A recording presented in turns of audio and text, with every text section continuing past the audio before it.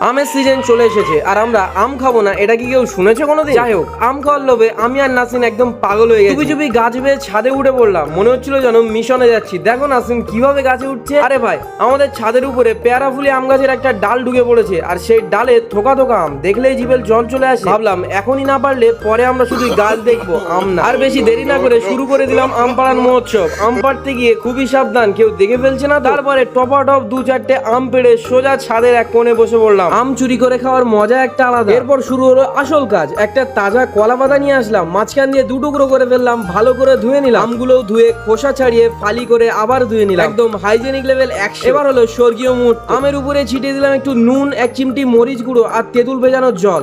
তারপর শুরু হলো মাখামাখির পর্ব। মনে হচ্ছিল যেন কোনো ম্যাজিক্যাল রেসিপি বানাচ্ছি। এবার চেখে দেখার পালা। বলো কি টক ঝাল মিষ্টি, একেবারে যেন স্বাদের বাজি ফুটলো মুখে। পেয়ারা ফুলি আম এমনিতে একটু মিষ্টি, তার উপরে নুন মরিচ তেঁতুল, বাস লাগলো একদম। তোমরা কারা কারা এমন ভাবে আম চুরি করে মাখিয়ে খেয়েছো প্লিজ কমেন্ট করে অবশ্যই জানিও। আর আমাদের চোর বাহিনীতে নতুন সদস্য নিচ্ছি, যদি চাও তাহলে অবশ্যই কমেন্ট করে জানিও। আজকের আম অ্যাডভেঞ্চার এখানেই শেষ করছি। দেখা হবে পরের ব্লগে নতুন কোনো দুষ্টু মিষ্টি কাণ্ড নিয়ে। ততক্ষণ পর্যন্ত ভালো থেকো, সুস্থ থেকো আর আম খেয়ে খুশি থেকো।